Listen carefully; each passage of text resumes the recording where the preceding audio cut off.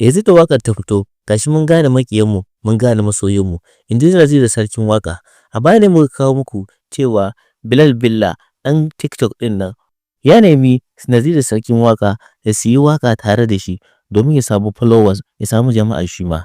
Yanda Naziru sarkin waƙa ya ce masa gaskiya in zai ba shi lokacinsa su yi waƙa sai nan da wata 6 ko kuma ya ba shi naira miliyan 2.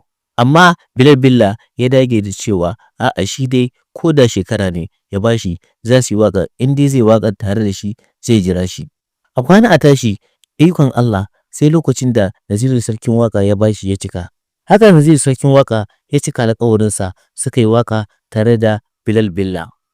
Ba ma waƙa guda ɗaya ba har waƙoƙi guda 2. Wadda waƙar da suke ta ita ce waƙar da ya ce mun gane ku maƙiyanmu. Wato waƙar more. A yau ne da safe Naziru sarkin waƙa ya fito karara yake cewa alhamdulillahi yanzu ya cika alƙawarinsa tsakaninsa da Bilal Billa. Amma abin mamakin shi ne yadda mutane suka dinga yi mata tagin cewa ina ma ya karɓi naira miliyan 2 da ya yi masa alƙawari.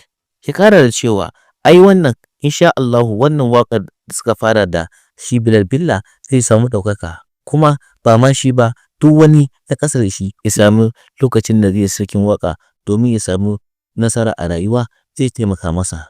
Ya ƙara da cewa yanzu ya gane maƙiya kuma ya gane masoyansu.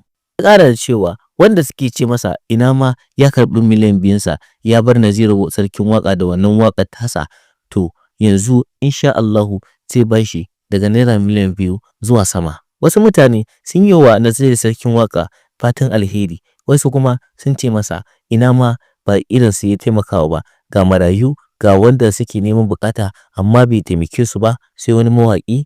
Amma wasu mutanen sun ce shi dai Naziru ya cika alƙawari kuma ya zama ɗan halak, sannan kuma suna yi wa Bilal Billa fatan nasara a rayuwarsa. Amma wannan cikakken bidiyon zai zo a nan gaba insha Allah. Danna subscribe idan a YouTube kake, sannan ka danna follow idan kuma a TikTok kake, idan muka samu sababbin shirye-shirye idan mun ɗora. Sannan ku danna alamar ƙararrawa da zarar mun ɗora shiri za ku ji kuma za ku samu.